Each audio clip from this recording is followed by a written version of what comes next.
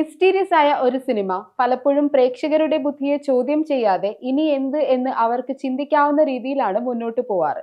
എന്നാൽ ബാഹുൽ രമേശിന്റെ തിരക്കഥയിൽ ദിൽജിത്ത് അയ്യത്താൻ സംവിധാനം ചെയ്ത കിഷ്കിന്ധ കാണ്ഡം എന്ന ചിത്രം വ്യത്യസ്തമാണ്.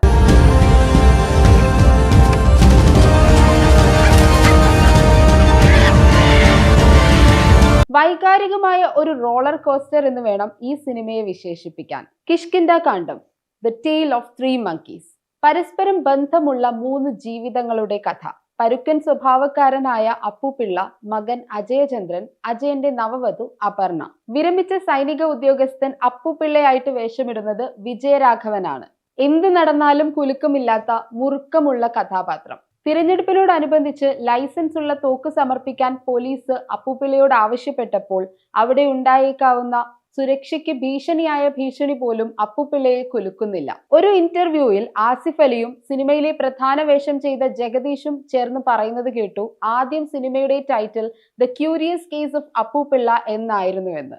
ശരിക്കും അത് ഉചിതമായ ഒരു തലക്കെട്ട് തന്നെയാണ്. കാരണം സിനിമ ഉടനീളം പോകുന്നത് അപ്പുപിള്ളയെ ചുറ്റിപ്പറ്റി തന്നെയാണ്. അപ്പുപിള്ളയുടെ മകൻ അജയചന്ദ്രനായി വേഷമിടുന്നത് ആസിഫ് അലിയാണ്. പ്രവാചനാതീതമായ തന്റെ അച്ഛന്റെ രീതികൾ ശീലിച്ച് ഉൾക്കൊണ്ട കഥാപാത്രമാണ് അജയന്റേത്. അജയന്റെ പെരുമാറ്റം അത് വ്യക്തമാക്കുന്നു.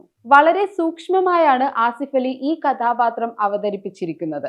അജയൻ തന്റെ നവവധുവായ അപർണയുമൊത്ത് വനാതിർത്തിയിലുള്ള പഴയ വലിയ വീട്ടിൽ ജീവിതം ആരംഭിക്കുമ്പോൾ സ്ഥിരം കാണുന്ന പ്രണയരംഗങ്ങളിൽ നിന്നും മാറി യാഥാർത്ഥ്യവുമായി ഇണങ്ങി മുന്നോട്ട് പോകുന്നത് കാണാം. അവിടെ എല്ലാ കാര്യങ്ങളും കടുംപിടുത്തമുള്ള വിരമിച്ച പട്ടാളക്കാരൻ അപ്പുപിള്ളയുടെ താളത്തിനൊപ്പമാണ് നീങ്ങുന്നത്.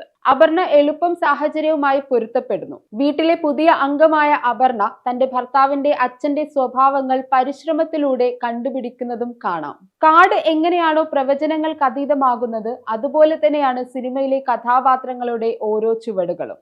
നമ്മൾ ആദ്യം കാണുന്ന പോലെ ആയിരിക്കില്ല കഥാപാത്രങ്ങൾ. പ്രതീക്ഷകൾക്ക് അപ്പുറമുള്ള വീക്ഷണം ബാഹുലിന്റെ തിരക്കഥയിലും കാണാം.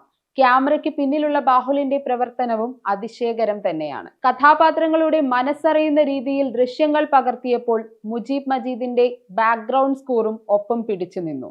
ഈ സിനിമയിലെ ഇൻട്രസ്റ്റിംഗ് ആയ ഒരു കാര്യം എന്താണെന്ന് വെച്ചാൽ, ഇവിടെ ആരും ഒരു കാര്യവും നിർബന്ധിതമായി വെളിപ്പെടുത്തുന്നില്ല. പകരം ഓരോ സാഹചര്യങ്ങൾ വരുമ്പോൾ അപ്പോൾ എന്താണോ അറിഞ്ഞിരിക്കേണ്ടത് എന്നതിന്റെ അടിസ്ഥാനത്തിൽ വിവരങ്ങൾ നൽകുന്നു. ഓരോ പോയിന്റിലും പ്രേക്ഷകരെ തിരുത്തുകയും ആശ്ചര്യപ്പെടുത്തുകയും ചെയ്യുന്ന സിനിമ ശരിയായ നിമിഷങ്ങളിൽ ശരിയായ വികാരങ്ങൾ അനുഭവിക്കാൻ പ്രേക്ഷകരെ അനുവദിക്കുന്നു. അവസാനം നമ്മൾ കണ്ടത് ഓർമ്മയ്ക്കെതിരെയുള്ള മറവിയുടെ പോരാട്ടമോ അതോ മറവിക്കെതിരെയുള്ള ഓർമ്മയുടെ പോരാട്ടമോ എന്ന് സംശയമുണ്ട്.